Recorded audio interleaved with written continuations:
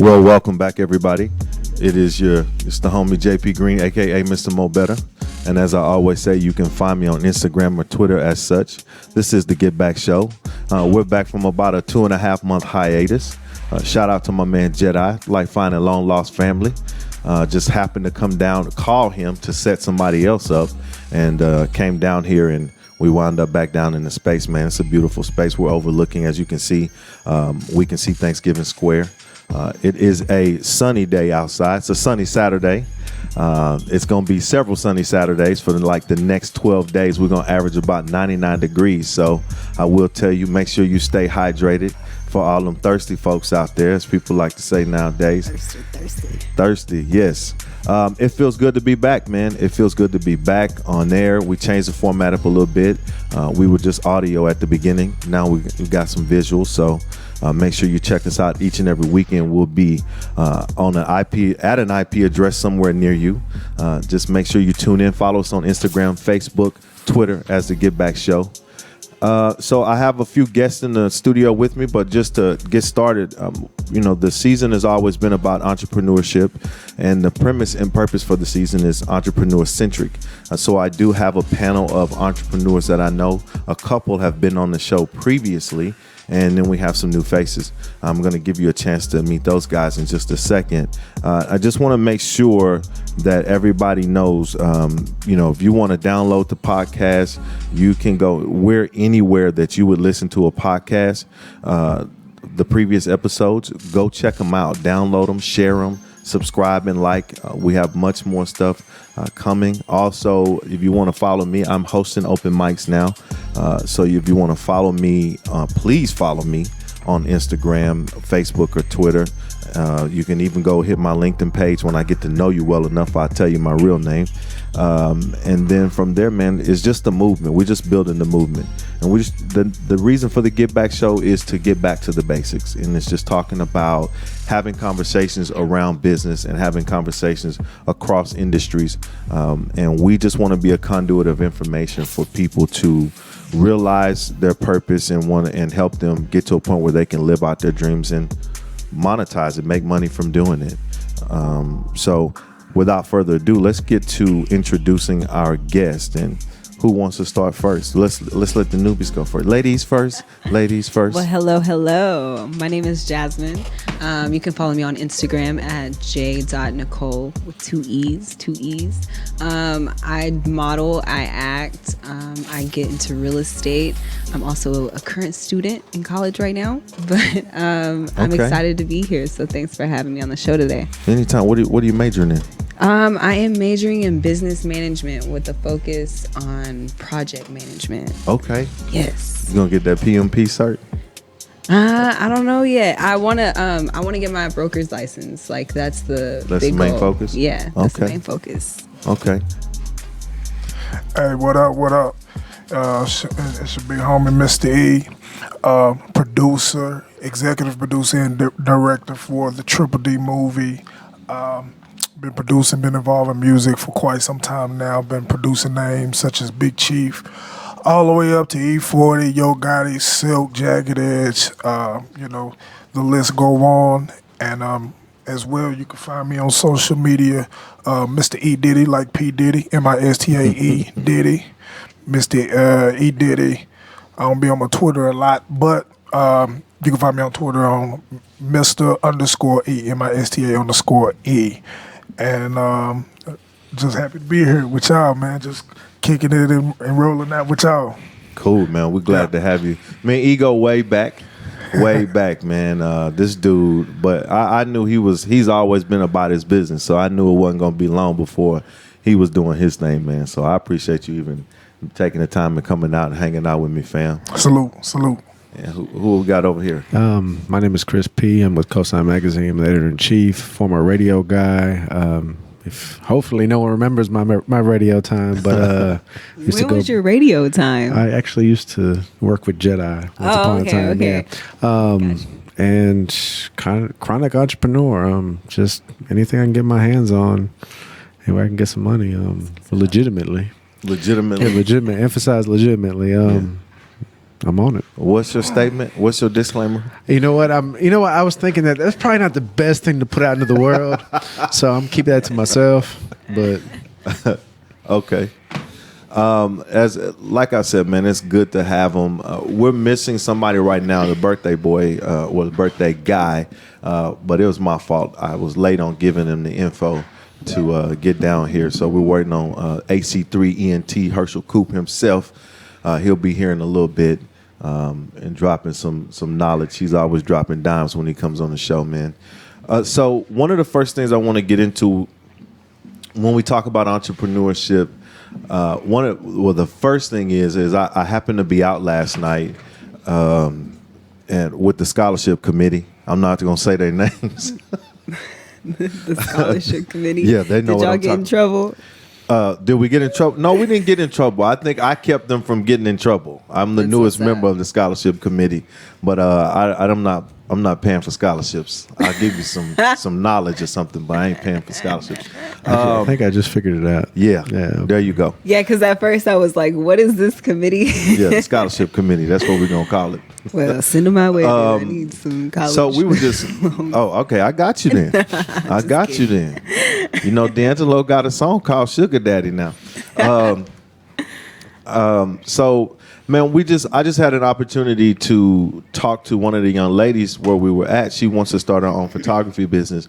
But I asked her, well, why haven't you started? And she just gave me a series of whys. And I'm just like, yeah, none of those are valid, like, right now. Just do it. Like, you 20 years old, do it. This is the best time in your life to take a chance on yourself. And you're in the perfect position to do it. So just do it. And that's what really, when we get into entrepreneurship, that's what we talk about. Is two things that I always talk about: what it means, entrepreneurship means to you, and the free fall moment. So, Jasmine, I'm gonna ask you, what does entrepreneurship mean to you? I feel like entrepreneurship to me means just being in charge of your own money, your own time, and just going out on a limb to start your own business. I feel like that's the best answer I could give you. Okay, I'm with that. What about you, E? Basically the same thing, just taking ownership of the way you generate capital, being able to afford yourself your own residual through your gift or through your ability. Got you. Most said that's a really good. I like that. Your own residual. Most he over here. You know, this is our resident T.I. with the big words. So E, I'm gonna stay with you, man. Okay. So one of the things I talk about, I just mentioned, was a free fall moment. And the free fall moment is that moment that you just decided. You know, I talk about learning to fly. You know, you got to flap your wings. At some point, you got to jump, and you learn to fly, going beyond the edge. Right. And what moment was that? And I'm talking about, you told me you've been doing it since you were like 14. So at 14, what moment did you have to make you say, this is what I'm going to do? Well, the truth of the matter is, I grew up like a lot of, young black men grew up, wanting just the look of success, wanting to look like something, wanting the freedom to be able to move around the way you want to move around, get a car, get your own clothes, all these things. So being young, I was ambitious because I didn't grow up with a lot. And while everybody else was able to go to Job Corps and get these certain jobs, and I start trying to explore, making some money through the music. That was my gift, and I figured it out at an early age. Now, I wasn't making a lot of money, but I figured, why not? What do I have to lose? So, what was the moment when you felt like it was music? Like that's what you should go with and not something else? Well, that's a good question. I've sort of had a musical ability since I was 4 years old. My auntie used to play the piano, and I used to watch her, and I kind of always was inspired by that, and I always aspired to be able to sit down to a piano and play. But what happened is, I used to listen to rap like everybody else, and I wondered who was behind the music. And I know Yeah. that I wanted to be That behind the person music. behind the music. Yeah. That's dope. That's inspirational. That's what's up. Yeah, I was inspired myself. Yeah. Inspired by some other people. Right. And they used to have a store, a music store called Brook Mays. They actually went out of business, I think. But I used to go inside of Brook Mays and sit in front of a workstation and figure out how to work it. And before I knew it, people used to surround me because I used to be able to make beats and I could always hear them in my mind. Right. So it was just a matter of learning how to work the hardware. Right. And this was 14, 15 years old. So That's awesome. Yeah. That's the first time I ever heard that, dog. And I was just talking about Brook Mays. We were just talking about Brook Mays maybe about 2 or 3 weeks ago because we had a conversation about Brook Mays. And you Yeah. remember Mars? Yeah, I remember Morris. It Yeah. was right there on Park Lane. Yeah. Yeah, I man, remember. where the new where Dave and Buster's used to be right next door, and then Yeah. they moved, So we were talking about that because everybody used to have to go rent instruments from Brook Mays back in the day. Right. So did I. The music trap spot. Yeah, that's where it was. That's where That's it was. what's up. Yeah. Chris, so I know you spoke about it in episode 1, but refresh us on your free fall moment. You know what? At the same time, I don't know if a free fall moment. When I think of free fall moment, I think more of like a leap of faith. Is that what we're talking about? Because Yeah. I mean, at the same time, I've always kind of maintained a stable, secure thing. So I don't know if I've really had just that free fall moment. Maybe it wasn't even like all your money you had to lose, but maybe it was, and maybe you didn't lose it, but maybe there was this moment where you thought, okay, well, if I do this, man. Well, it could probably as a lose. teenager. I mean, I always, anytime I saw an opportunity to make some money, I wasn't like I emphasized legitimate. I wasn't always legitimate, there were some knockoff stuff that I would sell, and just anything I could out the trunk. I built up a network. Yeah, you did. Yeah, I mean between school, between work, I worked in a place where damn near everybody in North Dallas worked. So I knew everybody through that. I knew everybody through school, and then just selling different things, different purses. I sold Bluetooth headsets. I sold candles. I sold anything I could get my hands on. So I remember through the that, candles. yeah. Candles were great, except in the summertime. You really couldn't ride around with them in the trunk because you'd have soup in the trunk. Yeah. I mean, I guess that would be it. I mean, I just had a knack for like if I could get my hands on something for cheaper than what I could sell it for, and we go from there. For sure. Cool. I bet you met a lot of people that way too, to kind of Man. like establish something in the future too, My radio name, I did radio, was Chris P. Local Celebrity. Part of that local celebrity because I know everybody from just Right. from selling stuff out the trunk. That's what's up. Yeah, so That's what's up. Yeah. So I've only said mine once. I think mine was, man, it'd have to be 2005. 2005, really. Actually, no. 2003. 2003, I was sitting in the Velvet Lounge, which was inside of Rockefeller, which is not open anymore. I remember that. But I was sitting in the Velvet Lounge, rest in peace, Shalandia Cook. Yes. Doing she was hosting an open mic. Yep. And I had Yep. been traveling around the city doing spoken word performing and stuff, Reciprocity, Sankofa, some private events, every library I could get into, Barnes and Nobles. That was just my thing right then. And I wasn't even thinking about monetizing it. I was just doing it because for the love of the art. Anyway, so I'm sitting there and Shalandia looked out into the audience on a Thursday and she said, Jay, you hosting tonight. And I'm like, what? And from there, I started hosting every week, man. But I made a phone call that week and called the musicians I knew. My friends were all musicians. I called all of them, and we formed a band like really quick. That first Thursday night was a struggle, bro. Like we didn't have the snare. No, I mean, it was crazy how that night went, man. But we started a band from there, and You know, I just started performing like 6 nights a week and really pubbing the spot. And we went from having maybe 15 people in the room to having a crowded room. And we were doing the Velvet Lounge on Thursdays, the same night when Vita Local used to host Tight Fit, Right Fit in the big room. So you know, that's when all the that was their night off. They was trying to come win that $500 to $1,000 over there. Whose night off? Yeah. The scholarship recipients. I got you.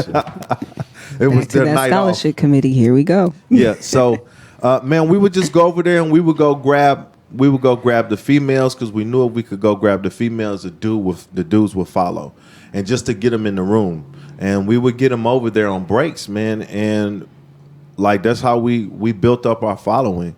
And then from there we rocked with Ty Ford when he did the wine cellar. Mm-hmm. That started in a clubhouse at some apartments, man. But we were having nice crowds every couple of weeks. So we started from the Velvet Lounge on up, and from then on, man, I was like, let's do it. My biggest one is when I did my project On the Come Up, which Chris is the one that holds the masters because I'm bad with CDs. So I had to give my masters to somebody I trust. I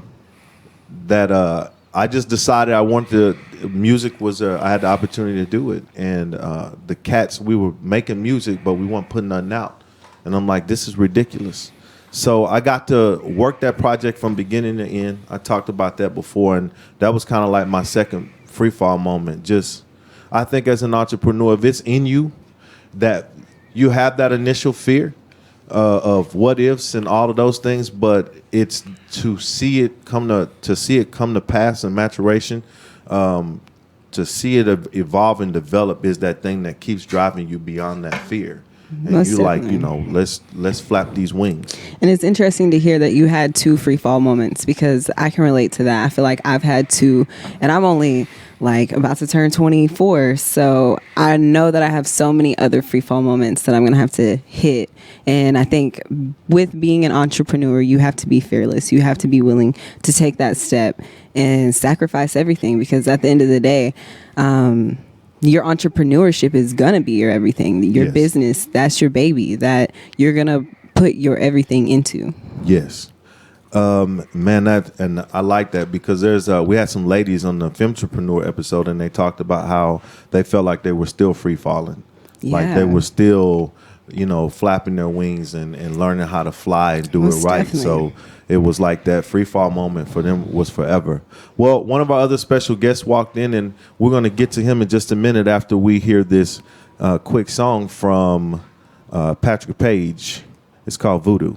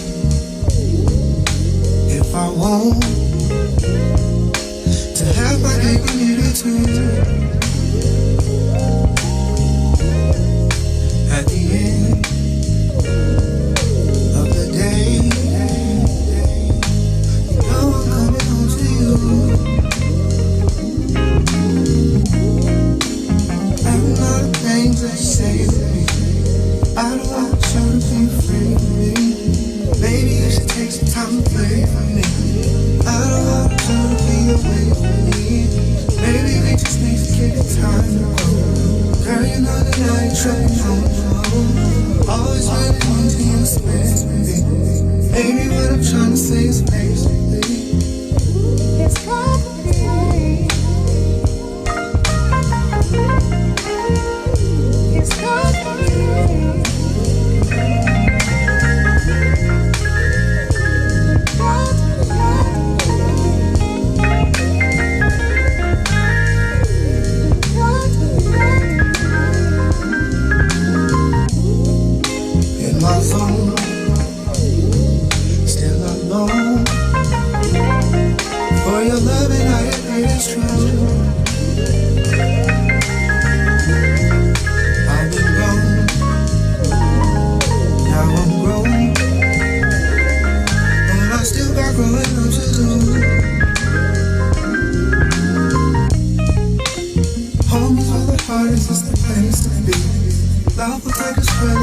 fame with me.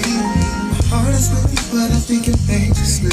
Is it worth it if I leave and take my space to breathe? Loving you so much, I think I hate myself. I can leave about it like a cry for help. Go ahead and blame my insecurity. Maybe what I'm trying to say is basically it's not me. It's not me.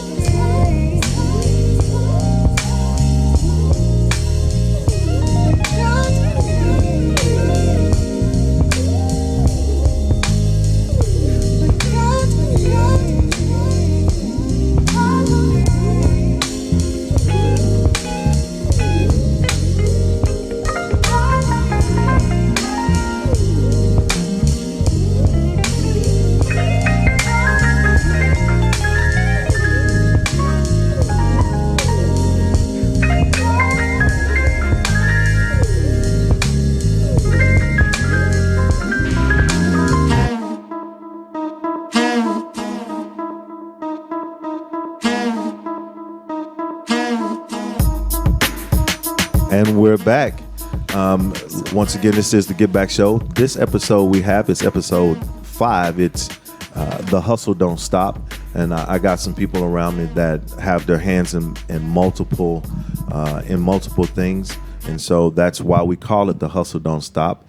Because as an entrepreneur, whether you're working for yourself or you're helping somebody else, or some of us have a 9 to 5 plus a 5 to 9. And we just getting it in. But we don't want to move on without saying hello.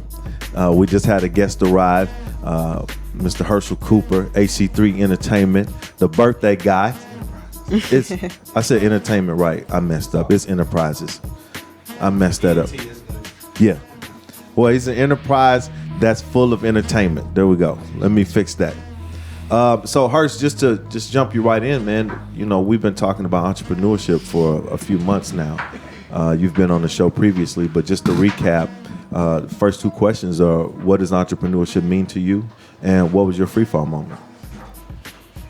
Okay, so first things first, entrepreneurship means to me, I would happen to say it's some type of freedom that you get from being able to get your thoughts together, put out a plan, and see it materialize. Mm-hmm. So I mean, and then if you just put your passion behind it, what it is that you're passionate about, and make it make sense financially, And you good. that's entrepreneurship to me, man. Okay. And what was your freefall moment? That moment that you just decide, F it, I'm going for it. Like, I'm just going to jump. I've had a lot of those. I mean, I still have them. You know what I'm saying? But I would say one of the first ones was, it was years ago, man. I had really just started doing stuff here in the Metroplex. I'm from Kansas City, Missouri. Mm-hmm. Been in Dallas 19 years, but I mean, when I first got here back in like 98-ish, something like that, I just kind of dipped into a little bit of entertainment. It was more so like happy hours and social hours. Gotcha. So I was just, trying to build a little bit of understanding of the demographics that's going on down here in Dallas. So I did that, and then something happened. Oh, it was an All-Star weekend, something like that. And at that point, I came in, full-blown promotion mode. Mm-hmm. But on a weekly basis, I wasn't providing that entertainment like I knew I could. So I linked up with my partner Q, and I jumped in on with him to do one of his first comedy shows. We Got Next, right? We Got Next. Okay. That was his very first one. I jumped on it, and then we became, at the second, after the second show, it became us, and We Got Next. But prior to then, we did a night over at Heroes, and it was going pretty well. The staff really didn't take to us the way I figured that they would have, and I was always bumping heads with some of the management. So I was just like, Q, I mean, man, we bigger than this. And no disrespect to Heroes, because I still go there today. And I shout out to Sport. What's up? One love, Sport. But I just saw something bigger for us. Gotcha. So then at that point, I was just like, dude, let's just go. Let's just Yeah. go with it, see what happens. And at that point, we went over to Firefly, and we had the hottest Thursday night for like 2 or 3 years straight, You man. did. People used to call me, be like, man, what the fuck? It's Friday. I should be at work. But I felt like Friday was last night. You know what I'm saying? So we had the hottest Thursday night. And then from that, we just kept building and building and building. It's been a snowball effect. So now we got our hands in so much different entertainment in the Metroplex. Yeah, man. Y'all You know? put on some. Hey, man. Man, if you haven't been to Evolve on Saturdays at Union Park, That's what's up. and then Neo Soul Sundays has been like the staple, far north Dallas and up in the Plano and Frisco area, man. Y'all breathe life into that. That was so untapped, man. That's another one of those opportunities that we saw. You know, Q had went out, checked out the venue. He was like, cool, we got to do it. Free fall Yeah. moment. There it is, another one. Yeah. You know, that whole phrase over the last couple of months has started, and you mentioned it, and even Chris and he mentioned it too. So on the Coop, it's taken on. I guess when I first asked it, you know, I posed the question. It was just to that one defining moment, I guess, that would set you on this path. But the more and more we start to talk about it, and even having return guests say, I'm still having them. So, you know, the more and more we talk about it, I would say now that you continue, you will keep having them along the path, because every new adventure is a different free fall. Am I right? Is that? Yeah, Most that's definitely, kinda most how I definitely. look at it. Yeah. So that's dope, man.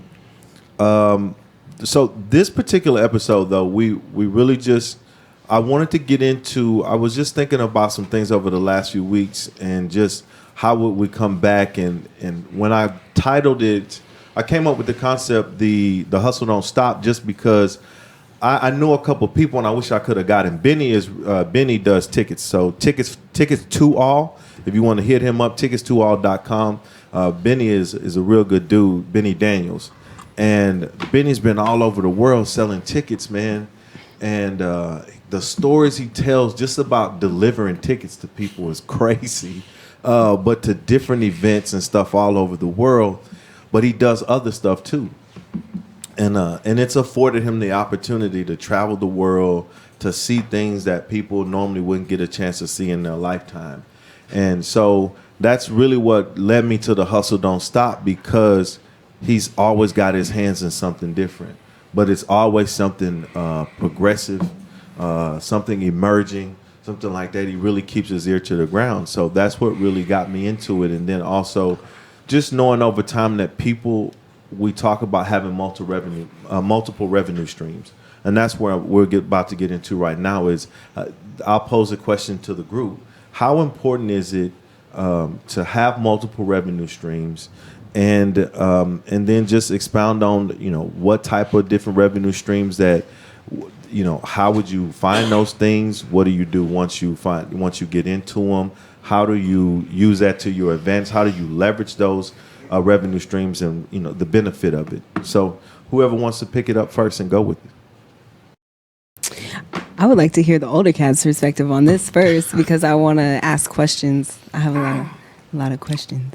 Can you pose your question again, man?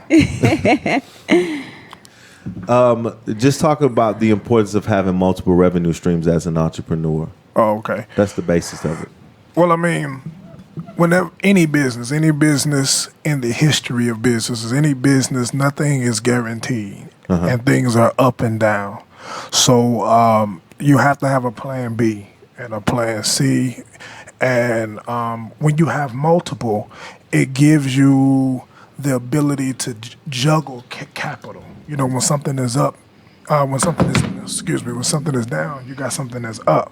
And it frees up money for you to be able to allocate maybe capital here or capital there. But if you don't have multiple streams of capital coming from somewhere, then now what you're doing is you're putting your eggs all in one basket. Yeah. You know, and so having multiple, it just gives you more freedom.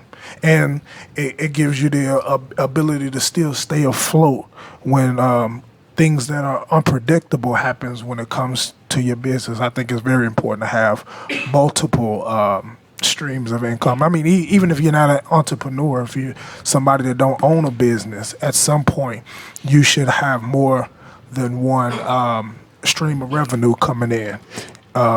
I mean, it's statistical. In America, you have to have more than one.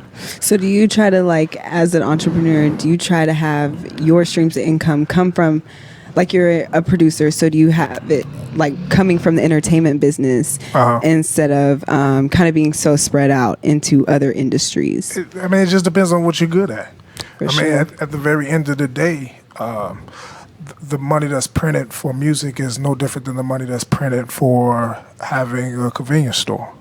You know, so Most def. I mean, at the end of the day, it's just wherever you can get money. Get in to fit in. Yeah, and, some people they invest in stocks. Some people they invest in other in businesses like sales.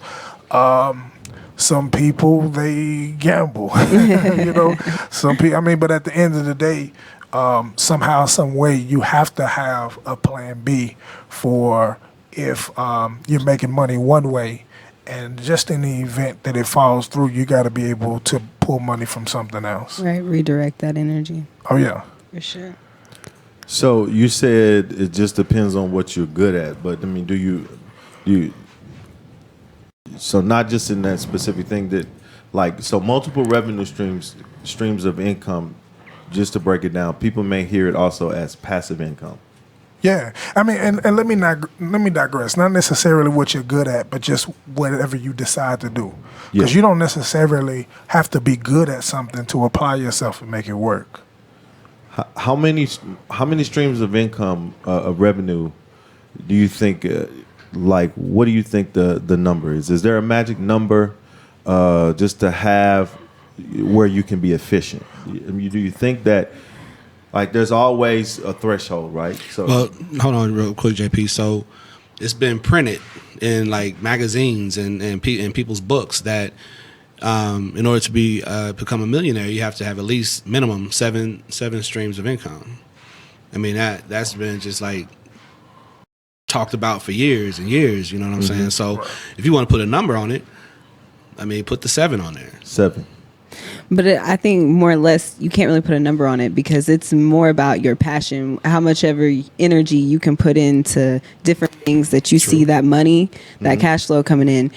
If you're not passionate about it, if you don't care about it, at the end of the day, it's not probably going to make you any money. It's not going to make you rich. So it's whatever you have the energy to put into, I think. I don't think you can put a number on that. I like that. Let me ask y'all this: do you think that? I think that you pose it. You. Let me restate that question. Are all of your streams of income in one category? I think she kind of said That's this what, like. yeah, that's what she was asking. Yeah. Yeah. Okay. Yeah. And I mean, I think that's just a matter of personal decision. Yeah. Yeah, it's just I a matter of personal don't. I don't think it has to be, but I just was curious as to another. Right, that makes yeah. sense. That makes sense. What about you, Chris? Chris, you've been quiet over there, man. What you got going on? I'm just listening. I'm just trying to soak up some information. For me, I guess I really don't think of it as streams of income. It just kind of comes second nature. I'm like, okay, I need to. I guess maybe I don't think of it as concrete as that. It's just, okay, can I be successful with this over here? And for me, it's not always in the same field. I mean, like right now, probably media is the I guess the focus, even though like some of the media stuff that we do, we end up putting on events. So it's kind of the same, but it's kind of different. But then I also have some side things. I have something that I'm working on in the works, which would be totally different. And it would just kind of be like my side, quiet, Yeah. nobody knows what I'm doing type of, so. Hustling in silence. Yeah, pretty much. Gotcha. Legitimately, though. Legitimately. Let me emphasize legitimately because, So y'all all talk about having like different streams of income, and I bet that like people that you've met along those roads, it kind of helps you expand your mind into like finding other ways to make money. Yeah. Oh, yeah. I mean, people have put me on to different things, and I've been successful with them, and I've put other people on to things, and they've been successful with it. So, For sure. the more entrepreneurial, successful people are around, I mean, more gotta likely, be around sooner or later, like-minded people. Yeah. lightning's going to Definitely. strike, and you're gonna make some money off of something somebody hipped you to. Yeah, Most I mean definitely. that's important, man. I think just to on that one point, that's important that you need to surround yourself around people who are Oh, yes. who are doing things that you want to do, you know, and you have to be an open book. You have to be A sponge. You have to be that- coachable.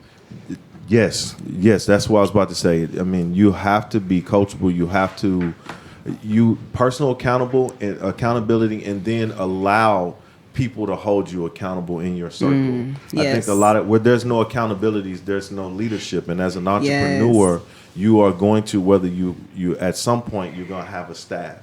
So even the leader has to have some accountability and people that you're accountable to outside of your staff so that you can grow your business. You really just need to do that, man. And then if you're around people that are successful, they're at a point where you want to get to. The one thing you can't get hung up on is people start to compare themselves. But even in that comparison, if you find yourself comparing yourself, you always have to end that statement with yet, like you're not there yet. And that's the driving statement. Hey man, I admire these three dudes. I remember before he even got started with Cosign, he's like a brother to me. So to see him doing what he loves to do, and part of what he loves to do, that pushes me and that inspires me.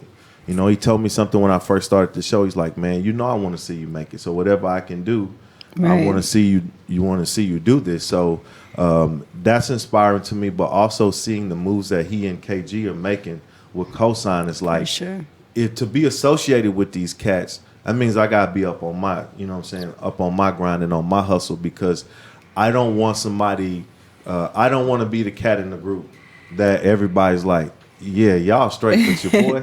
He's slagging a little bit. Yeah. So you know, I'm hard on myself that way, man, because these dudes are doing big things, man. And so you just want to be able to, when you're associating with those people, you got to keep grinding. You got to keep looking in the mirror and keep chiseling away and becoming the best that you could be. Here's a question I want to ask you. Should you focus on building more streams of income or is your profession the top priority? So if you're focusing on your multiple streams of income, is that where your major focus is, or should you just focus on your profession? I think that you should focus on your profession first, and then the multiple streams of income should kind of come if you have an entrepreneurship mindset. And like you said, you surround people with those other like-minded individuals. You're going to master your craft in this lane, but you're still going to have that option to, like, as long as you... Does that make sense? Yeah. I don't know. I kind of confused myself there. I think you did. I'm with you on that. What about you guys? What do you think? Is your profession your top priority once you start getting all of these, collecting these streams of income, or is it just something that's keeping you afloat? Well, I'm sorry. I still do corporate. I do some corporate stuff, and that's because I obtained a degree to do that, and I do it with ease, if I should say so myself. So I consider that, that's my profession. That probably brings in the most consistent, money to that level. But I do it as a hustle. Yeah. I hustle corporate America, man. For sure. That's what it is. I mean, seriously. I mean, because I have to be, I'm a BA. I'm a business analyst. Mm-hmm. So I have the technical side, I have the business side. And when I take on a project, it has to be a project that's conducive to HC3 Enterprises. Got you. So if it's something that's going to take up a lot of my time, where I have to do a lot there on site and take it home, that's not for me. Yeah. So I position myself to where I can pick up these projects every 6 months to a year or whatnot, and I work that project. and I do what I know how to do, and it just comes natural. So Gotcha. that way I'm easily able to focus on HC3 Enterprises. Got you. I like that. E, what about this? So this is a different perspective because, I mean, you music is your main profession. Right. So right. is that's always your focus, or you know, do you find yourself like lately you've gotten into movies and stuff like that? And you know, I salute y'all for being able to answer that because I couldn't answer that. And the reason why is because I think it varies by the individual. Like, for example, you can have a teacher's aide, that's her profession. But then at the same token, on the side, if she's a mortgage broker, who am I to tell her to focus on your profession? You know? Yeah. At the very end of the day, life is about the pursuit of happiness. And regardless of if the cards that were handed to you made you a teacher's aide, the truth of the matter is if being a mortgage broker and real estate is your passion, then I think that's where you should put most of your energy. Because 9 times out of 10, the outcome is going to be great because that's where your heart is. For sure. Very well said. Got you. That's a pretty interesting perspective, and that's why I wanted to see where you would go with it because I know you kind of you haven't done corporate America. I haven't. Yeah, so I wanted to see That's where you dope. would go with it. So let's talk about this since we talk about the streams of income, collecting multiple streams of income. Are you guys into investing? So are you investing? You using that money, using the money that you're collecting or the money that you're getting? What are you investing in? What things do you invest in? And then this is the other question: and I'm going to put this out there, the top 5 things every entrepreneur should invest in. Let's start there. What's the top 5 things entrepreneurs should invest in your book? If you can't give me 5, give me whatever you can give me. Definitely real estate. Real estate? The more I learn about it at my job, it's too easy. It's way too easy. So I think it's definitely up there. Why is it so easy?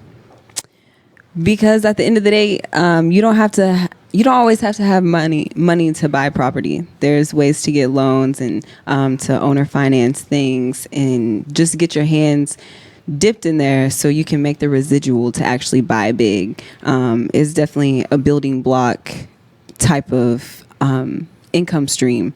But at the end of the day, you see the payoff. For sure. Okay. What about not just investing? So let me restate that. Not necessarily what industries. When it comes to you yourself, Ooh, okay. what are the top 5 things you should invest in? Whether it be in what you're doing, your business, or you yourself. What would you invest in? I think your image, your brand of that logo, like, I don't know, just your image. Okay. So building. But what your about y'all? image.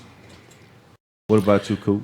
I would say, like to my man, what he says, you know, your perspective is going to vary on it, specific to the person. But with what I've been dealing with, or not dealing with, but what I've been through from this entertainment industry, and getting it to the level where I feel like, you know, it's a success. I think one of the number one things you should probably invest in is your family. Yeah. Just to kind of, you know, make sure that they're all right and let them know where you're headed with things so they can prepare themselves for you to maybe put extra hours into what it is you got to do. That's one of the number one things I would say would be your family, because that's going to be your support at the beginning of the day and at the end of the day. So you saying as far as time, invested time as much as you can. I mean, and have that respect for the fact that they're there. Don't just, you know, go off and just be heads down into doing what you're doing. Yeah, I'm bringing home money, but you got to understand you still have a family there that's depending on you from a backbone perspective, and it don't necessarily have to be financially, but just invest in those who love you genuinely. And you know, like you said, your perspective is going to be different. I don't have a family. That's what I mean. Right. So if I'm dealing with someone, if I'm dating someone and they want too much of my time, that's a problem. I can't. Right. So it's like, So I completely understand what you Right. mean. At least with the family, I mean, you know, Yeah. we're all in together. Like, Yeah. for me, So- it's like, it's solo. So Oh, so for you, what is that? What do you think you should invest in since you don't have a family? Spending every waking moment being productive. I mean, I can't think of Investing anything in your else. time. I mean, like I sit down and watch a game and I feel a little guilty, like I could be doing something more productive than this, or like I said, For sure. you know, sometimes you need that downtime, but for me it's just go and I feel you. Another top one is invest in yourself. So anybody that I That's work what I was with, trying to get to at first. anybody yeah. that I work with, like these different artists, you could be a host, you can be whatever it is that you're trying to do. You got to invest in yourself. You can't be a host and not have a cordless mic on you at all times wherever in your car or your trunk. Right. if you ain't gonna put the money into you, why should I put the money You can't into be a Right. DJ that don't have a simple setup of sound if you need to bring sound somewhere. Right. Invest in yourself. You call yourself a comedian. I think you still should travel around with a mic stand. Yeah. You just never know. You can said pop up trouble. anywhere. Yeah. Do a Be stand-up ready to show. go, right? Be ready, man. You got to invest. Take yourself serious Y'all wanna first. laugh. let me circle back around to what her said to the fathers in the room. This question always comes up because it's as men learning the balance of provision, protection, and presence. What is that? And you said investing in your family, and that's why. How do you, as fathers, how do you manage that? How do you manage that as far as that time? Has that been difficult? Was it a process? Did it come to you naturally, or was it something you had to learn? Were there bumps that some things, bumps and bruises that along the way, or is it something that you've been able to manage from day one? Either one of y'all. For me, man, it's been a process. It hasn't been something that I just knew how to handle and everything was all hunky-dory, in the household, you know what I'm saying? But because I did at one point hit that one lick with AC3 Enterprises that just made me like so hungry for the next one, and that's all I was really focusing on at the time. Meanwhile, my family's over here, and I pride myself in being a good, good dad, good father, good husband, good family man, you know what I'm saying? But yeah, you can get down that road and then start spiraling, and then you look up, you're like, oh, wait a minute, then you got to reach back. But it's not easy, especially if you want to be as successful. It depends on how big your goals are. Mm-hmm. You know what I'm saying? If you got the big ones, you're gonna have to invest your time. You're gonna have to establish that balance, and it's challenging at times. Yeah. What about you, E? Yeah. As men, we all know as men that's something that we struggle with because as men, it's our job to provide and protect. Uh-huh. And as providers, we have something that's embedded in our DNA, and that is being driven. Yeah. What I try to do with my family is I try to take that energy, the energy of being driven, and I use my family as investors.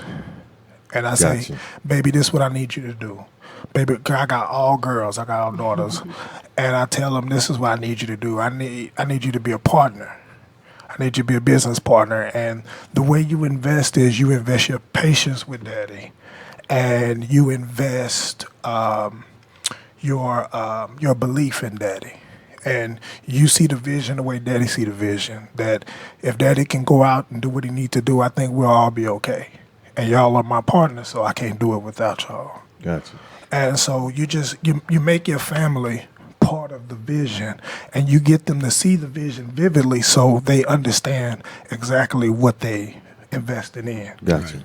That's good. That's really good. Because I, like, as a single mom, well, I mean, his father is in the entertainment industry, so his time is taken up a lot too. But as being a single mom and new too, he's only 2, learning to balance how to be a mom, and because you feel guilty as a mother, like you are always with him 24/7. There's nothing.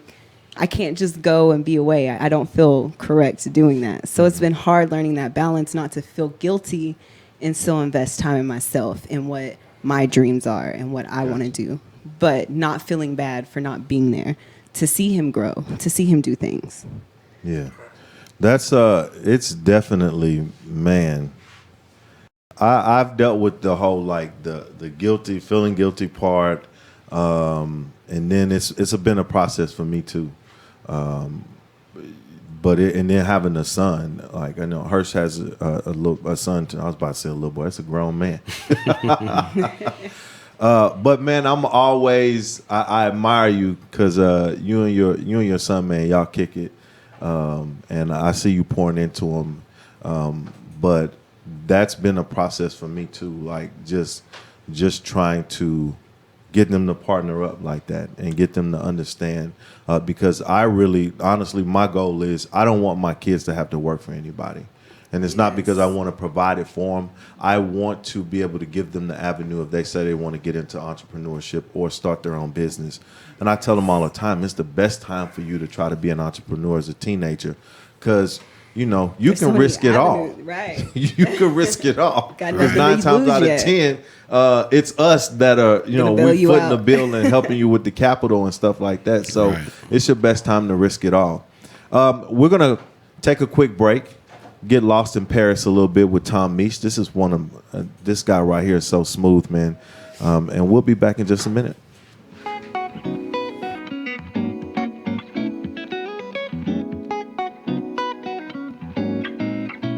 I know that I need you now. The key that I won't forget, but you're lost in Paris. You're lost in Paris. Lost in Paris. I hope that you're warm and safe. The memory that I can't replace, but you're lost in Paris. You're lost in Paris. It was over in a day. All the things I used to say, you kept to say. All the places we would go, all the songs we got to know, you held it all. I know that I need you now. The key that I won't forget, but you're lost in Paris. You're lost in Paris. I hope that you're warm and safe. The memory that I can't replace, but you're lost in Paris. You're lost in Paris.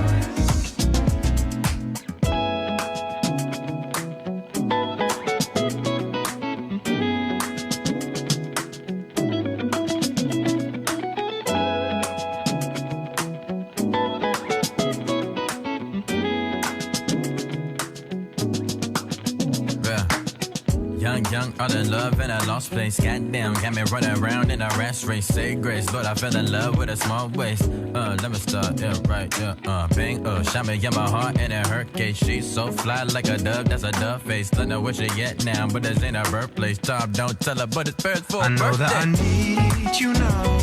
The key that I won't forget, but you're lost in Paris. You're lost in Paris. I hope that you're warm and safe. The memory that I can't replace, but you're lost in Paris. You're lost in Paris. I know that I need you now. The key that I won't forget, but you're lost in Paris. You're lost in Paris. I hope that you're warm and safe. The memory that I can't replace, but you're lost in Paris. You're lost in Paris.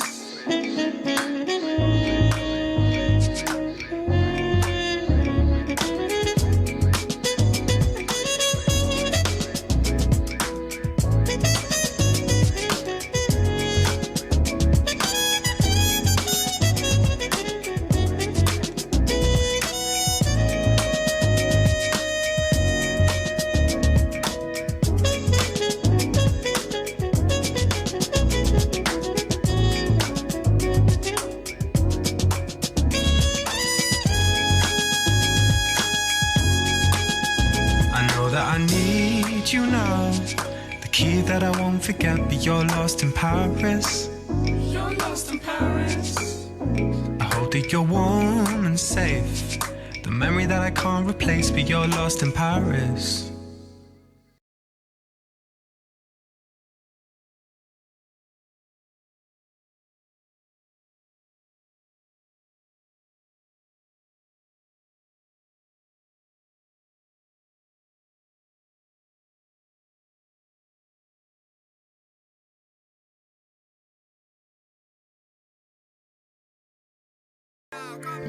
the streets, man. We got everything you need. The mango, the coconut, the lime. Please understand it. This is the real thing, man. Bahana, bahana, bahana, mother. Fuck you. Whiskey trickle down the sway.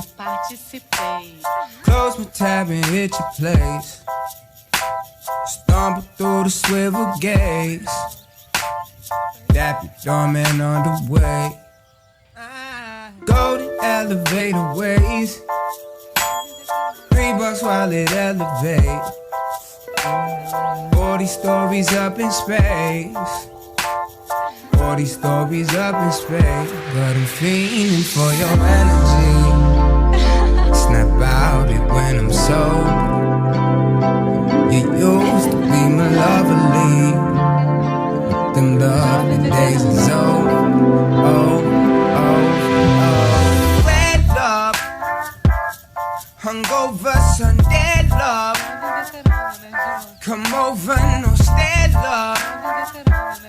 Maybe someday, hey, love, great love.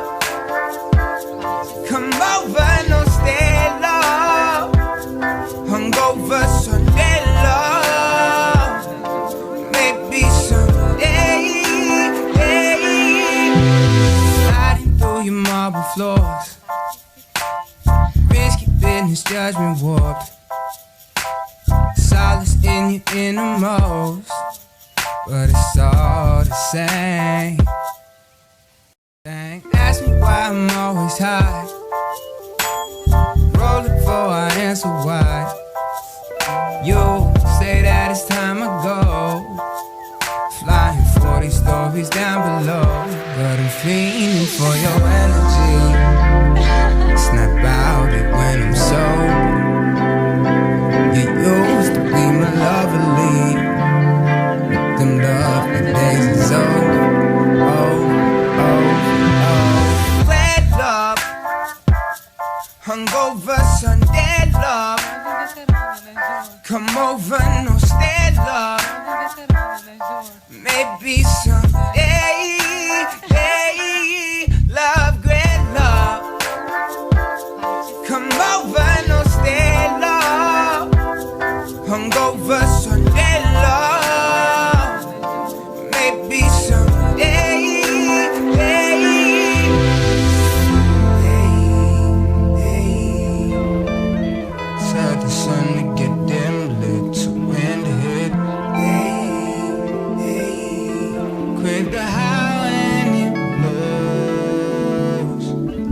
Hey, hey. Steady, missing out on shit and you can't stand it. And on it goes, goes, goes. Living life in the flashback, you backtrack. Miss the highs and the lows.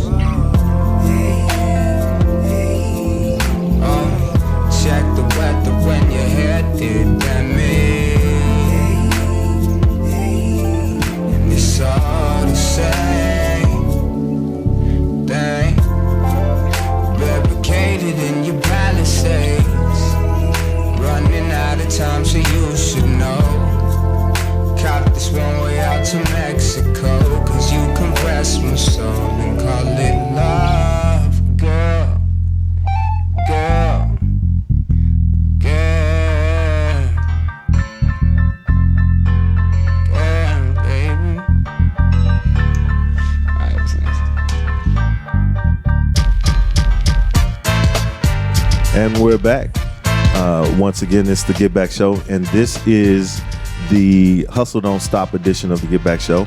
We're just talking about just having your hands in everything, basically, as an entrepreneur, but doing that from a perspective of planning and with intention.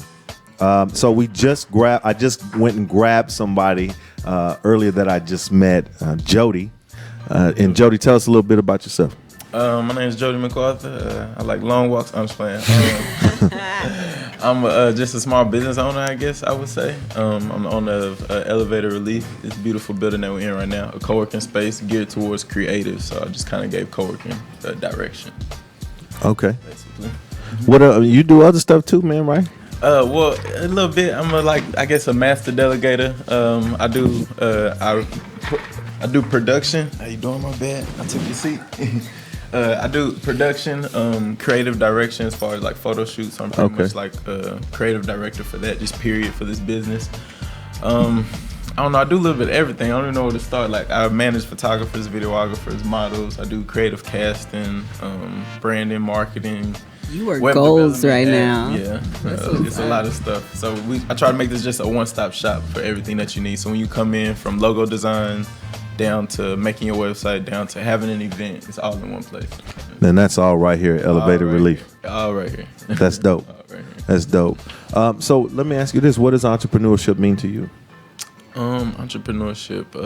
I would say like kind of like our logo. I mean our like slogan, which is like you don't have to be by yourself to work for yourself. So it's just like I don't know. Entrepreneurship really is just I don't know like being your own boss. Like but to the extent where you still collaborating with others because I'm nothing like ER Factory. It doesn't work without y'all, without the people that are in this building. So. Entrepreneurship is really a collaborative management. That's what I feel like it really is. Because entrepreneurship, you definitely not doing nothing by yourself. It's just a word for having your own business, but you ain't doing nothing by yourself. Sure. Gotcha. That's dope. Mm-hmm. So we also this is the question we ask, and it's an evolving question. Okay. So let me define it for you. It's the free fall moment, and that free fall moment is whatever moment that was that you decided you were just gonna jump. Like I'm gonna do this, and I don't know, I'm not certain, but I'm gonna figure it out while I'm in the air. Mm-hmm. So do you have a specific moment that you can point back to, or as everybody else, people are having, they're continuing to have free fall moments?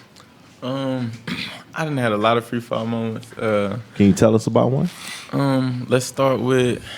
I guess the most defining one would probably be when I was like 17 and I went off like to the military. Okay. So I got like a lot of stories, a lot of stuff that happened to me, but I was homeless till I was 12 years old. I went through a whole lot like with my family and stuff growing up. So the military was an escape for me because I mean my pops wasn't about to do nothing, my mom was about to do nothing. So I was like, I'm gonna make something for myself. Little did I know I was gonna be getting shot at and going through war and like a whole lot of other stuff, but like that was like my free fall moment. Like I had to do something, and I just chose one, and I went with it. Appreciate your service. Mm-hmm. But it ended up here. I retired when I was 23. I got hurt in Afghanistan, and at that moment, that was another free fall moment because at that point, I retired when I was 23, 100% retired. So I ain't have to work. I don't need to work another day in my life. But that was the most miserable I ever was in my life. I wasn't doing nothing. You know what I'm saying? Mm-hmm. So after that, I started kind of looking for things. Like I knew I was an attractive dude. I used to, do some stuff like that. So that's kind of where it started. But my whole dream was starting this was I wanted to be that little logo in the corner of everything where they'd be like, bro, what do they do? Like, why they on everything? So when I walked into the model casting, I went there to try to sponsor, like, give them money, but they ended up saying I should walk in the show. So it kind of just went from there. Okay. Mm-hmm. That's pretty dope, man. I liked it. Yeah. Appreciate it. Retired at 23. Yeah. That's dope. Mm-hmm. I'm sorry, I asked everybody this, but you seem like you have just a very go-getter, I got to be the best in the room type of mindset. What's your zodiac sign? I'm a Libra. I'm a Libra. It's all about balance. I'll be kind of low-key. I'm low-key. I'm just chill. I'm chill. What's yours? I'm a Leo. Oh. So I feel the same way. I always feel like I have to be the best. Like I sit back and I people watch and learn so that next time I'm in a room with similar individuals, I can boss up, level up around those people, know how to act. Each one teach one. I feel it. For sure. Mm-hmm. Yeah. So what we were just talking about, we're coming back. If you guys are just joining us, welcome back. What we were talking about before we went into the break was investment, and we were just talking about the 5 things what 5 things should every entrepreneur invest in, and not specifically what industry, but when it pertains to the entrepreneur themselves. You got any thoughts around that?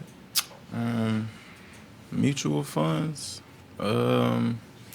I'm not big on this Bitcoin and all this other stuff going around, but I would definitely I would just invest in events and nonprofits. Gotcha. Like if you have a brand, or even if you just a regular person, putting like your name in, like being tied to nonprofit, something that gives back, or just events, like things that people gonna have eyes on, is just always a good thing to do, because even when you do figure out your brand, people already know you to start somewhere. Got you. And what about what would you suggest to an entrepreneur about as far as within themselves when it comes to their own brand? What would it, like? What's the first thing you invested in that pertained to you? First thing I invested in, not externally, something that was within your, like her said. He said two things: in your family and in your time. Mm-hmm. He talked about partnering, making sure his family understood the vision and partnering with them. Mm-hmm. I think, Jazz, what'd you say? I can't remember what you talked about. I said yourself, like Yeah. your image, your brand type thing. Yeah. I think my biggest thing over everything would be mental health. I had like a lot of Yes. problems and struggling with that, like especially coming from the military, seeing like some of the stuff that I saw over there and stuff like that. It was like a big transition. I went through rehab. I went through a lot. So I would say mental health. That's where it starts. That's where it finishes. At the end of the day, I mean, family's good and all that, but they can fail you. Everything else will fail you. But like your mind is the toughest thing to get over. Like when you in the morning, like I don't be feeling like coming up here sometimes. Like that's mentally training yourself and sticking to a routine. That trumps everything. Preach, If you good yes. right there, you can affect everything else around you. Got you. Like that. Mental health it's a serious thing, man, and it's a lot of.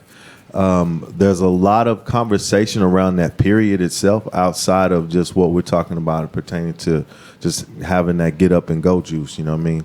But mental health is a serious conversation. I think people deal with a lot of issues. So learning, I think one of the biggest things about being an entrepreneur is it will help you hone and sharpen your communication skills. Whether it be listening, which is one of the reasons I started the show this year, is I wanted to listen. I wanted to become an expert in curiosity, to really just ask people the right questions and then just listen to what they have to say. You learn so much more about people that way. But so just being able to communicate. I'm reading it's an audio book. It's called The Art of Communication, and it talks about that feeding yourself. Right, and feeding yourself doesn't just pertain to what you eat or drink. It's what you see, what you watch, what you listen to, the environments that you're in. So you're constantly feeding yourself with it from all of those aspects. So communication and who you're communicating, how you're communicating, and what you're communicating has a lot to do with your mental health and things like that. So that's important. And then what I wanted to get into was this next part was talking about assessing the market, and from a standpoint of whether it be, because we talked about having multiple revenue streams, how important that was, and really fleshing that out. And when you're looking at those multiple revenue streams and or what you're into, like Coop, like when you're getting ready to go, like you're scoping stuff out for an event and different things like that. What are some of the steps you all take when you're assessing the market? Chris, when you guys are getting ready to put on an event for Cosign and you and KG are having, strategy meetings and stuff like that, what are some of the things that you talk about or your thought process around assessing the market? For us, we want to do something different. One thing that we've been able to do with venues is we'll use a venue that no one's really familiar with. I mean, people know it, of course, but like at least in our circles. So next thing you know, a few months later, you start seeing on Instagram, everybody's doing events there. So it's like part of that. I don't know if that's by design, but I guess it is. I mean, we want a different feel we want to do something different than what everybody else has been doing, at least in our circles. What was the question again? No, feel free to chime in. It was pretty much like, to me, like the main things you look for is like when you're attacking any project, Like, what are those main things? And I mean, we have a laundry list of things that every event that we're going to do, we're going to make sure we have. But we try to get the most creative people in different realms and try to work with them. It also helps us expand our reach to other people's followings. Other people may bring out, where we can kind of collaborate. Where this way, we're expanding the brand.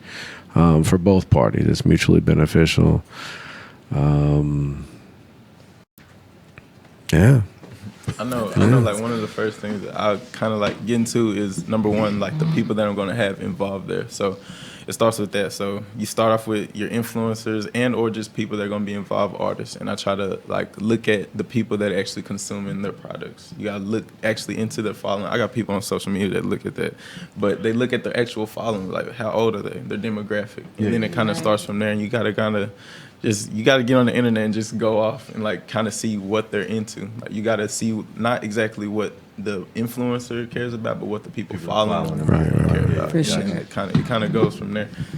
That's what I wanted to say. But, what about you when it comes to like music, or even when you're working on your movie projects, stuff like that? What are you looking at when you're looking at the market? Music is interesting, but it's kind of the same thing, and it's funny because I was going to say the same thing. Like, it's very important to understand your audience, what audience you're trying to target, what age group you're trying to target, what age group has what age group is going to spend money on it, especially with music, because now everything is downloaded and everything is streaming. One of my biggest artists that I've been dealing with since the beginning is Big Chief. Now, Don Chief, what sets him apart is that we used to sell records. So I think Don Chief have sold about we sold about 250,000 records since we started. But when we get in the studio, we're different from other artists, because other artists get in the studio and they kind of just do what they feel. And the first thing we think about is what our audience and what our fans want to hear and what they You're ready to make a hit. Well, and then it's about it being good enough for them to buy it. For sure. Because there's a lot of artists making music and it's good enough to listen to, and some of it is even good enough to be a fan of, but it's just not as good. It's just not good enough for people to buy it. And we was always focused on people that buy music, because that's a direct direct way to make money. Gotcha. And so the bottom line is, it just depends on what your goal is. But if revenue is your goal, then you need to target a buying audience. Gotcha. For sure. Cool. What about you? I want to rephrase it for you, because you guys are trendsetters. I think that you've done a lot. There's nothing new under the sun. You didn't reinvent the wheel, but you put some really nice rims on it. That was a good one. So what are you guys? Are you looking? Is the market dictating to you, or you go into it when you and Q get together? Are y'all talking about, it don't matter what the market's doing. We're gonna dictate to the market. This is what's about to happen next. Well, and both of you guys, y'all hit on it, real tough. But one of the other things that we primarily look at is we try to target the underserved market. Like, so if there's an underserved area, when I say underserved, that means they're not getting a lot of what mainstream people are putting out. So it's typically those type of people that whatever you pretty much, I don't want to make it dumbed down or anything, but if those people are not getting entertainment, period, it's going to be easier for them to buy into your product and what it is that you're trying to, apply to them. So I like to look at the underserved market. So I go to other cities that's not typically doing the type of stuff that I do here locally in Dallas. So like for instance, the silent party thing. Yeah, it's huge. It's huge in it's on the East Coast, West Coast, and it's been a big thing since the disco era. Okay. But not so much with urban America. So started doing it heavy here in Dallas. Instead of me just doing another silent party here in Dallas, I took that and did it in Kansas City. And I was the first silent party in Kansas City. So then soon after that, other people start trying to do silent parties, but it didn't necessarily match up to our product because I studied it and knew what it take to make it successful and profitable. And I had to do a lot of investing in the right people. So long story short, I would say definitely identifying your market, your demographic that you're trying to target, and make sure you differentiate it enough to where they can say, oh, that's different, and I like that better than what's being provided. Okay. Back to that free fall moment. He said something like real important. Like that's one of the first things that you look at because a lot of what we say goes out the window because it's whether you're trying to do revenue or you're trying to put out an actual like creative vibe. Like because sometimes you don't need to care about none of that stuff. You just need to go out and then put out what's some original. Like put out whatever's on your heart. You know what I'm saying? Because that's the main thing. Are you trying to do this for money or are you trying to actually express yourself? There's a phrase I use. It's when you move from purpose to profitability. And a lot of times when you start things like, especially for entrepreneurs, I guess from my perspective, is we started with a purpose. In the back of your mind, you always wanted to be profitable, but it takes a while before you really move into profitability. And it's a lot of purpose at the beginning. You don't lose purpose once you become profitable. But I think that, a lot of us start things out of just being purpose-minded, and it's something that you can do. And let me just, one thing I do want to tell people, what we talked about, I think everybody has said entrepreneurship is being your own boss. It's a freedom. My father told me a long time ago, the true freedom is having your own economic base. That's when you truly become free because you can you can affect the power base if it's enough of you. As a collective, and we'll get into that in a little bit, you can affect the power base, whether it be politically, socioeconomic, all of those things. But you do need your own economic base, whether it be as an individual or a group of people. I was about to tell you something and I just lost it. Yeah. Oh, okay. Yeah, I don't know. You was talking some good elevator belief. Like when I was remember I told you earlier, like my mom was telling me the true measure of success is based off the person next to you, not you. So if you can elevate somebody else, then you're doing something. And that's kind of like what my dream is, kind of like here. And I know I'm blessed. I was blessed in a position when I was 23, like to be able to do it. But like I never care about money. My mom would tell me if you chase money on the net, you never gonna get it. You know what I'm saying? You just do it, just true out of heart. And I guess it's because I came from struggle, but now since I don't struggle, I don't know. I'm just not worried about the money part, and I feel like that's why I could get where I was because I still don't care about it to this day. The only thing that got me caring about it is my videographers, photographers. I want to get them some money, more money. So that'd be the only thing that'd be motivating me now. I feel like you get too caught up into certain material things when it becomes just about the money, and then you lose your purpose. I think that's when people start to lose their purpose. People can tell. You lose your morals and the value to your actual products. But I think it also depends on what you're doing because what the P word you used, profitability and purpose. Your purpose might be profitability. Like if I'm selling stuff, I mean, I don't have a passion for putting this product in your hand. I'm trying to get money out of it. So I guess it really depends on the what your goal is. People might see that though. People might see that. I don't know. Even like I don't even know. I know people that just sell shirts, but it's a difference between somebody who made the shirt, he did the graphic design. It's something like a design he been liking since he was a kid. I can tell when he hand me that shirt versus somebody who $15, bro. Well, even if he didn't make the shirt, even if he was just bought that shirt, he's trying to sell it to you. If he believed in that product, 9 times out of 10, I'm gonna go ahead and just buy that shirt because, man, really, we need to talk after this. I got some stuff to say. You better be a smooth talker. I think you would push something that you believe in harder than it just something that you come across. If you just boosting stuff, that's like straight profitability. Like the app, to me, we just started with this Where You At Now app. It's completely different than any other app that I've ever heard of. I just met these people. They hit me up over Instagram, and I met with him, and it just blew my mind how much he believed in his product, knew it was completely different than anything else, but he was just also so genuine about it behind it, and his mind was just open. Like if I had a thought about the app, how he could tweak it to make it a little bit better, he just got excited about it and was like, yeah, let's do that, you know? And I genuinely, can I say fucks with that? Yeah. You did already, by the way. But I do, because he believed in that product. It made me believe in it. And so now when I speak to other people about that app, I believe what I'm saying, and I think it joins them in on the movement with me. Per se, if I was just to be like, hey, it's like a sports thing to me. Like I feel like you can always tell. To be like when they play, man, you need to play like it's game 7. And that team, they play like they up 3-1. No matter how much that coach said, like it's just like a human nature. Like you know you have some slack. You know what I'm saying? But it's like you know you can tell when somebody's truly passionate. When you're back against the wall, like that's what adrenaline is. You can't replicate that. When you're scared, you're gonna go. Yeah, you're gonna make it happen. Well, we're gonna get back to that. We're gonna come back to this. One of the things I want to just put on your mind. We talked about collective impact off air, and we're gonna come back to that on air in just a second when we listen to "Food to Love."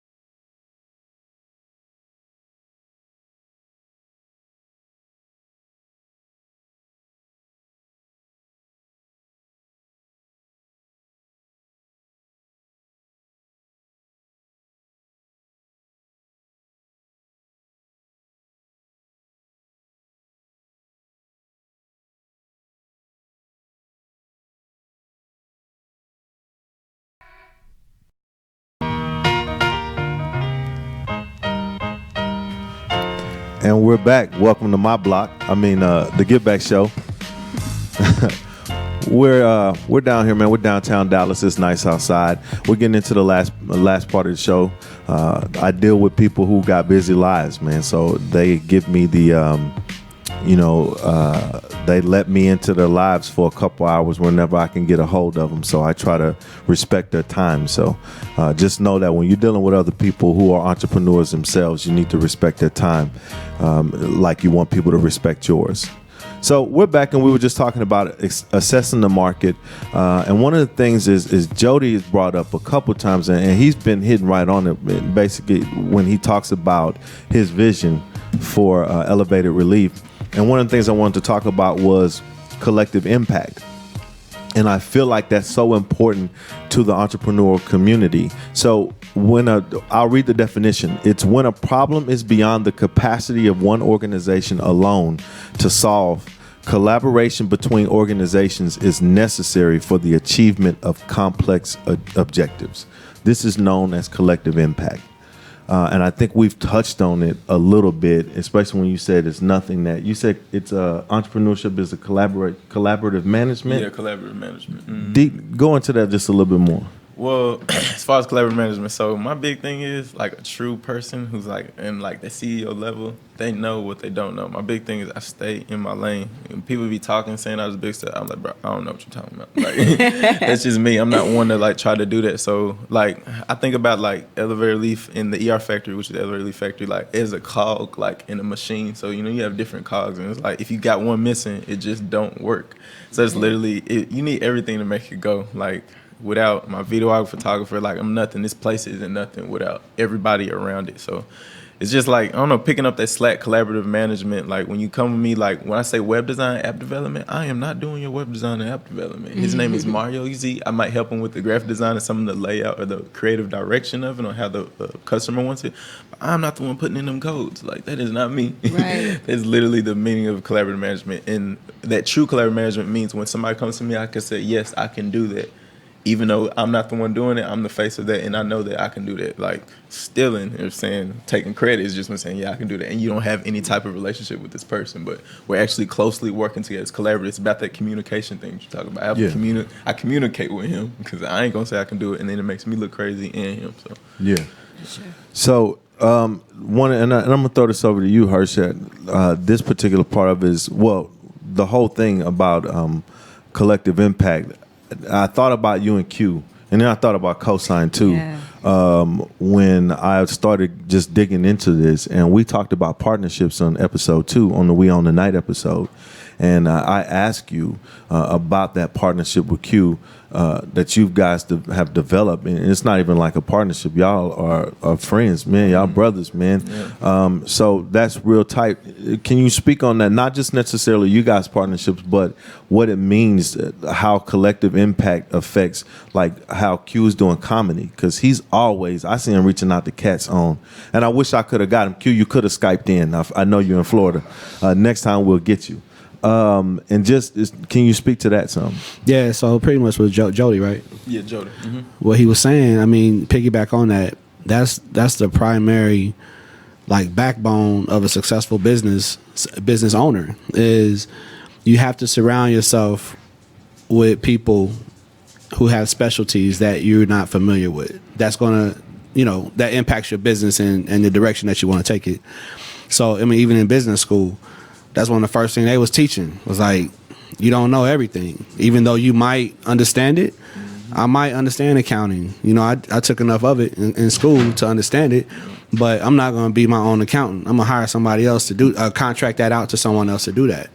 So I think it definitely, the success of it, you need to surround yourself with people that's going to do the things that is required, but not necessarily you have the time or even the understanding to do it, to get it done.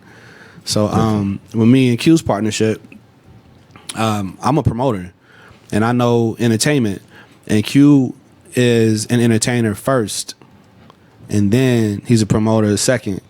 So I saw the direction he was trying to go with his comedy. So I was like, dude, you just focus on comedy. That's what you want to do. That's where your heart's at. Do that. I'll do this other piece over here, and we're going to make it all jail, and we're going to build an empire with it. And, I mean, I wouldn't necessarily say it's hugest empire, in the South. But I mean, we've got the longest running comedy series in the region, not just Dallas alone. You can go to Houston, you can go to Arkansas. I mean, anywhere. But so again, that's surrounding yourself with people who's good at what they do. And every time that we do consider a new project, as far as entertainment's concerned, we got to have those people around us that do what they do. So we have different door girls that we use, but we use them on a very consistent basis. They're part of the family, and we trust them, and that's what they do. They make sure that their revenue is coming in and our inventory is correct as far as what we're trying to get sold and what we're selling and whatnot. So then you have to have the entertainment. You have to have, and it's not just going out there and picking up a DJ and throwing them in the corner of a room. You have to provide an experience. So I mean, we reach out to those entertainers that they may not be on the mainstream of things, but we see something in them that somebody else don't. And it's all about a vibe that we create, and everybody's a part of it. From the customer service at the door to when you're walking out after the bartender give you a tab. It's a whole vibe. Yeah, that's dope, man. And that works too, because they don't care who you know. You getting stopped. That's when she's doing her job right. Right. Every time I get stopped at the door and they give me a hard time, I'm like, I understand. Yeah. You're doing your job, baby. Yeah. I ain't even mad at you. You'd be surprised at how many people in this metroplex think that nightlife entertainment should be free. They really think that you should be, and this is a major city, they really think that you should be able to go to an event and a table be available for you to sit at, even though your event is hot as shit. So because you're giving them an experience. That's memories. That's something that's not tangible. But they'll get out on social media like, I paid $10 to get in here. I can't believe it. But we do offer a window where you can get in free. Right. Yeah. You just didn't want to show up. If you don't want to take advantage of that, that's on you. You know what I'm saying? And then as far as the table situation, if the event is hot, people buy those ahead of time. So we'll give more of an appreciation to those who want to commit to us early. Sure. So if you want to make that commitment and say, hey, I want to buy this table because I know I'm coming and I want to experience it. But we're applying that to everyone. Everyone has that same type of advantage. But if you don't take advantage of it, it is what it is, you know? Yeah. Sure. Chris, what about you and KG? I know. So Collective Impact, when I thought about them, and then you guys were like, that's cosign. Right. Like, for instance, our dynamic is, I went to school for writing. Kind of good at this shit, not to be on my own jock, but like for me, it's like he delegates the written stuff, and like anything I have when it comes to like events and stuff, we work together, but he takes the lead on that. I take the lead on the actual the content. So it's a good yin and yang, and it works for us. And then we outsource. That's what I was about to ask. Photographers, with other businesses, videographers, stylists, web design. All different types of stuff. So, as a magazine, is it important for y'all's collaborative team to grow? Because it starts with you and KG, right, that's the root. But is it important to y'all to expand that? Like he said, find those people that you vibe with. Yeah, most definitely. That's the hardest part, though, is finding somebody who's most def, who a wants to do it and B can do it well. Yes. We have a young lady on the team, Milana. She actually moved to LA, so her role has kind of been a little bit abbreviated as of late since she moved, but like she was one of the ones where when she got on the team, it was like, damn, we are glad to have you. You are an asset to us. So we still reach out and use, and collaborate with her, but it's hard to find those solid pieces. What's Alani that? Taylor? Or we talking about Alani? Who? No. I don't. She's kind of not really on the scene like that, so you probably wouldn't know her. And she's from California, so. But yeah, it's hard to find people to actually put your faith in and trust that, you know, what you're going to get out of them is going to be quality and actually done. So it's a difference between outsourcing and then adding somebody. Right. There is very much so. A lot of people, like, there's still people that I still use to this day that I outsource to, but I'm not going to have bring them in. You know, Right. Yeah. They're not going to represent the brand. But being a brand ambassador, that's also my hardest part is someone brings me their brand that they want me to represent. I understand that I'm not going to be in your closest circle, but at the same time, I have to take in consideration as to like what kind of vibes am I going to bring to you? Are you ultimately going to push me forward, or is this brand just going to hold me back, or is it just going to be a waste of time that I could have put my energy into something else? So it's hard to find like serious brands that want to do what y'all want to do, help each other where there's benefit on both sides in collaborating. Man, I call like our brand ambassadors elevated angels.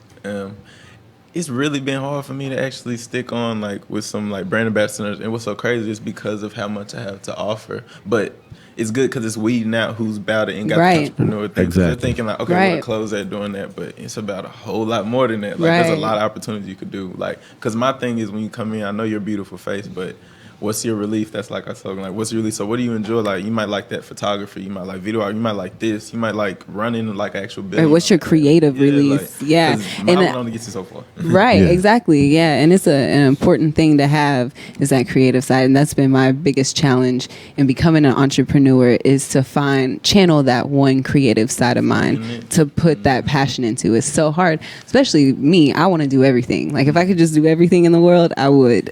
Yeah. Well, let's do this. We're winding down. We're in the last few minutes. We got to get out of here, but let's continue these conversations. If you're watching, if you're tuning in, whether it be if you're live right now or the podcast, or you see it on social media, reach out to the guest. And so, how do you reach out to the guest? We will find out in just a second.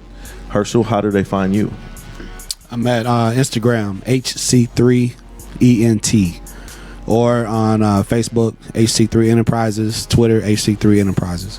And any upcoming events? Yes, every Saturday night we're at Union Park in Addison. It's called Saturdays Evolve.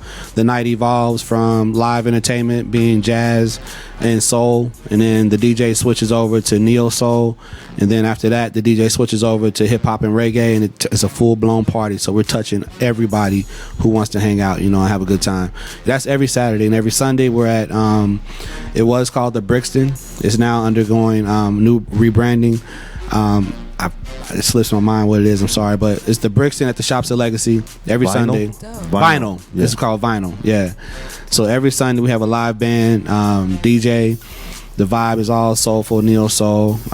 We do tap into some, true hip hop, 80s, 90s style hip hop. None of the mumbo jumbo. So I mean, it's. Did I get the opening to the Legacy? Did y'all do the opening? I'm sorry. The Legacy.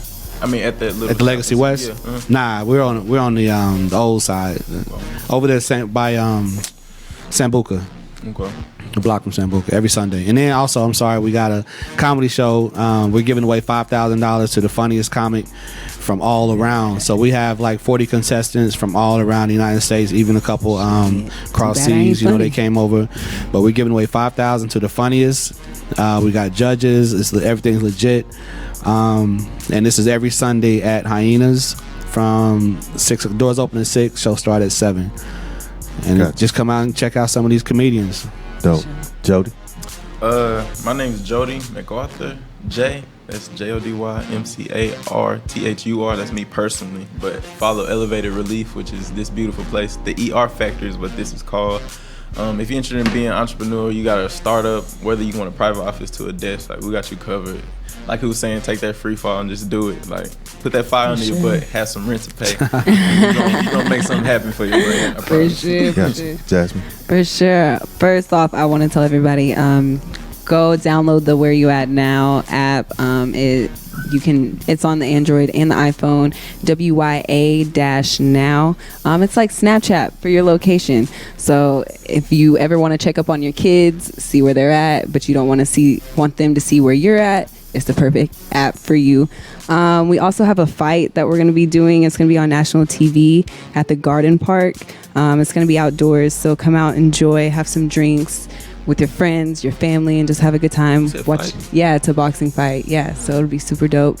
And tonight we'll be at Lotus, the Ink reality show that we're shooting. We're doing a promotion tonight at Lotus with Party Chasers, so come check it out. Yeah. Chris? I'll be there too. I forgot. I just signed up with them. I'm doing some content creation for them. Oh, that's what's up. Chris? For me, it's at CP Local Celeb on Twitter and Instagram. As for events coming up, we have the Cosign Experience. It's our weekend-long anniversary event that we do every year. We're changing up a little bit this year. We're doing more of a business conference instead of a fashion show this year. It'll be the weekend of August 10th. We're getting all the locations finalized now, and I also represent the Vince Tucker radio show, so new episodes every Saturday. So Got you. Jedi, you mic'd up? You hot? Dallas on air, beautiful podcast and radio station. Make sure you check them out. They got about like good 10 or 11 shows already running. So sign up while the spots are available, and they're expanding soon too. Yeah, and there's somebody who's worked with Jedi in the past. Great family feel at the station. My first time to meet him, and he's super chill. Oh yeah, He's got a nice dog. June 9th at Stoneleigh Hotel, we have an influencer pool party. Carlos D. Harris Jr. Check it out. It's gonna be at Stoneleigh Hotel, June 9th. Check it out. One last thing before we get out of here. DFW Greek Picnic. You can go to DFW or DallasGreekPicnic.com, or you can follow DFW Greek, Dallas Greek Picnic. Calvin Whitaker, look him up, Instagram. Look up the movement. The picnic will be next Saturday. You can pick up your pre-sale tickets for $5, or it'll be, I don't even know what it's going to cost at the gate, but it's a great experience. Also, this is my statement leaving. We've been talking about collaboration, collective impact. Collaboration is a complex process that is like a building a bridge. Whether the divide is large or small, a detailed plan and resources, structural, human, and financial are needed. Bridge building involves synchronized action, clear communication, and trust. A clear goal is paramount because delays and disruptions can be expected during the process. The completed bridge requires local ownership, upkeep, and maintenance as needs and use evolve. The reward for this collaborative building effort is a sustainable, enduring infrastructure that will support future collaborative projects. With strong partnerships built on knowledge gained and shared, new roads will be accessible for the next level of community change. And that was from Collaboration Primer. You can check that out, collaborationprimer.com. Once again, my name is JP Green, Mr. Mo Better, and you can find me on Instagram or Twitter as such. This has been The Give Back Show. We thank you for your time. You can find us at The Give Back Show, Instagram or Twitter, thegivebackshow.com. We love, and as always, sending all my love to you, and my prayers are for you. We'll see you next week.